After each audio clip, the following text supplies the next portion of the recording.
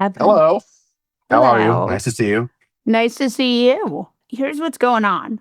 The war in Iran is over, and America has one lost, except the ceasefire is over, and also Republicans are going to need $90 billion. Push for $90 billion. That's what the headline says. $90 billion for the Iran war, election measures, and farm aid. Discuss. Well, look, we've done a lot of reporting this week on NOTUS about this third reconciliation bill, because the most important thing about what we're talking about is that all these things, this unpopular Iran war that they have to fund, this election stuff, which, we're going to learn more about that this week when Trump talks, but that has largely not been super well greeted with by the voters either. It has to be done without Democratic votes. It has to all be done in reconciliation, which is that process where no Democrats can vote for it. They can get it past the Senate with no Democratic votes.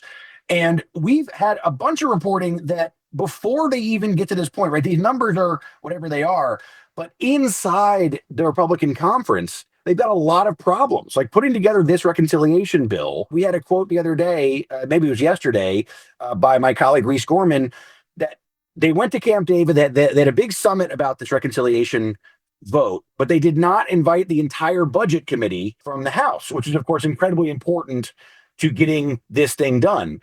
And you saw members of the budget committee, some of them who were in House leadership, say, this is ridiculous that you didn't invite us to this meeting. This is it's outrageous. We don't like it. And we may not support the reconciliation bill because of it. This is a really, really heavy lift for Trump to get this done and to get this through the Congress and then to get it through the Senate as well, where people are also sort of not feeling it. So what you have from a sort of political perspective is you have now a giant conversation about taxpayer money being spent on a war that Americans don't like. And then you have the ability of Democrats to say, well, we're not for any of this because it's a reconciliation bill. We don't have to be a part of it at all. We're against it all. So the GOP has to bear it on their back entirely. And also Trump has to get it through the Senate, where he's ticked off several Republican members of the Senate recently by, coming out against them in their primaries and things like that. And so you really have a very tough scenario politically for the White House and for the Republicans on this issue. Yes. So they need $90 billion. So Lindsey Graham died, but his sister has quickly been sworn in. She is the senator replacing him until his term is up. She will inevitably vote however John Thune tells her to vote. So that vote is back. But they have McConnell, who's out, and then they have these three YOLO senators, right? The senators who have lost their jobs because Donald Trump has either primaried them or made it impossible for them to win. Cornyn, Tillis, Cassidy, right? Right. So, and we see that, yesterday during the Todd Blanche hearings, which is today, which is Wednesday, we have Wednesday. Cornyn questioning Blanche about the anti-weaponization slush fund. So, in fact, these people may not sign off on a reconciliation. The other thing about this reconciliation bill is that it has to get by the parliamentarian. That's correct. You have the parliamentarian problem, but you also have, this YOLO caucus of these three guys we're talking about, Cornyn, Cassidy, and Tillis, they're doing whatever they're going to do. But it's also, campaign season is going on. And you have to think about some of these other candidates, a woman like Susan Collins, it's not exactly clear what she will do with this, right? This, this is not a very popular war, as I said. She's been making a lot of moves lately to kind of distance herself from some Republican stuff that has not been very popular. She's taking advantage of the sort of mess in Maine to sort of try to shore herself up. We saw her the other day push back on ICE and take credit for trying to get ICE to stop doing traffic stops, right? Things like this.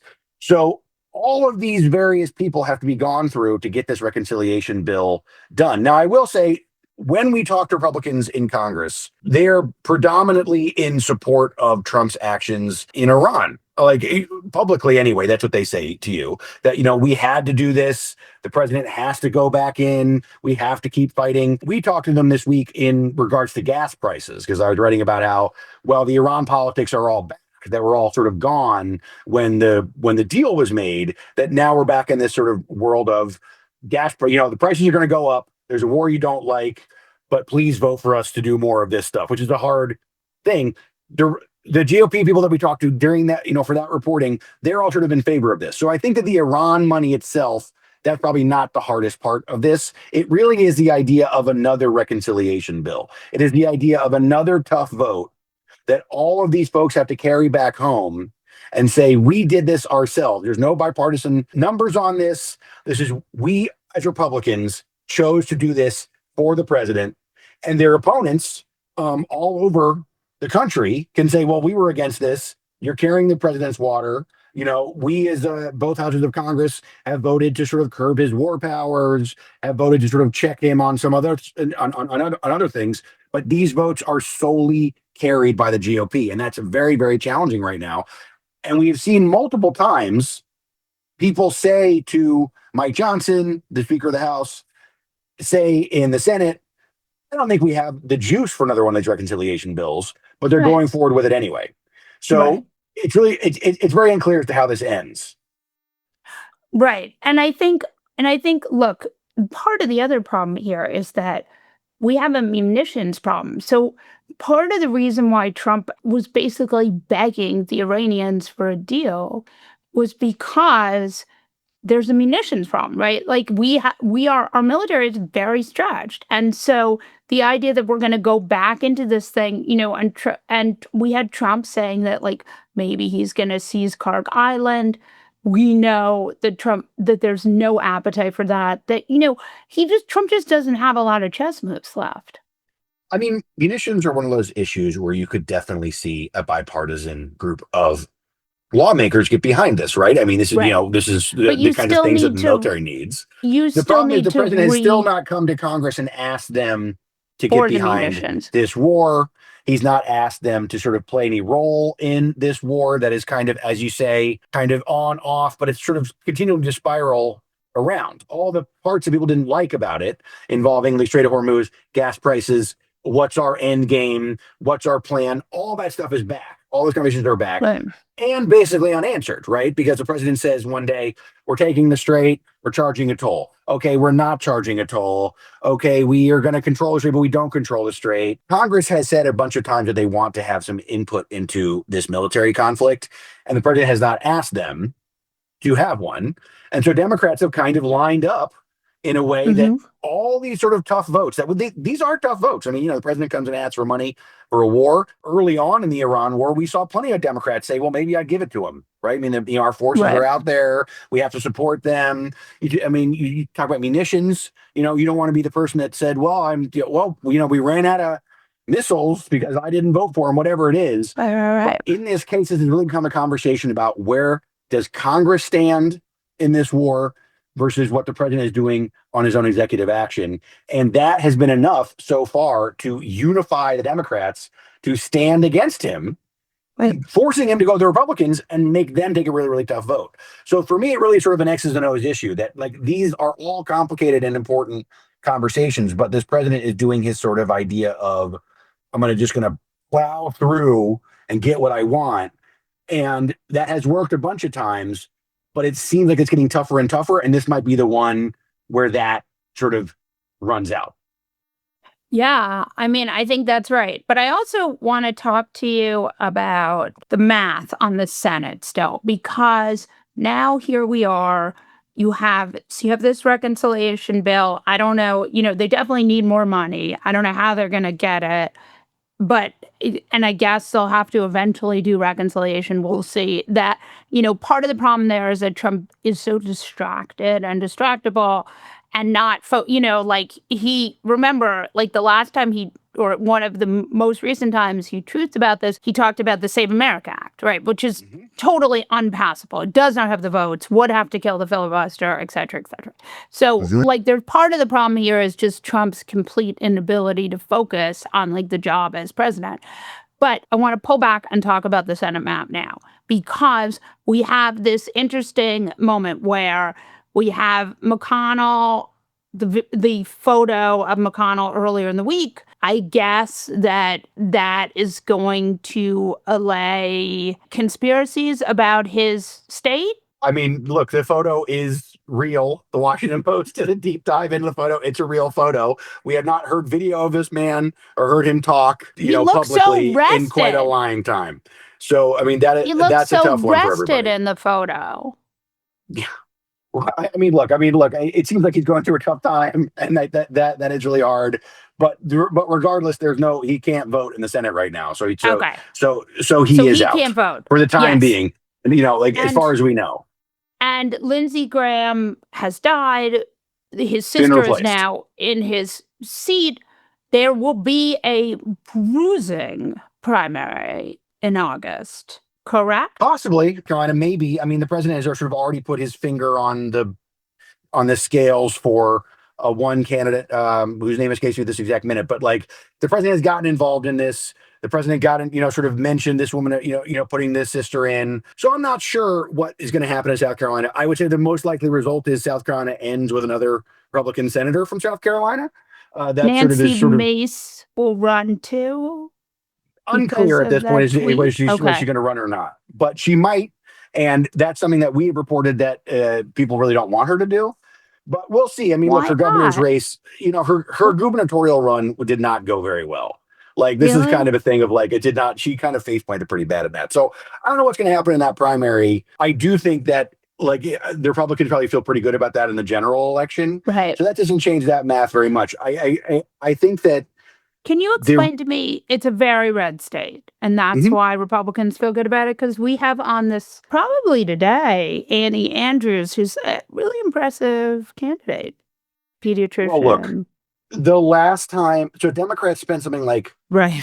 like $1 Yes. billion or something, like some incredible amount of money to Right. try to get Jamie Harrison. Jamie Harrison in a Yeah. year that they thought they had a shot. And Right. that was another year where, it was neck and neck. And then I think Graham won by 9 10 or something like that, points. 10 points. like a lot. 10 So points. I do think it's just a tough state for Democrats statewide. I don't really know this candidate that you're speaking to. I'm sure she knows what she's doing. And like, look, it's a Democrat. It's a year where angry voters are going to come out, and the ones that are coming out are probably going to come out against those who are in charge. Obviously, they're with Trump getting involved in this primary sort of early on, they obviously have a feeling that they want to do something. They don't want to get a candidate that is unelectable or something like that.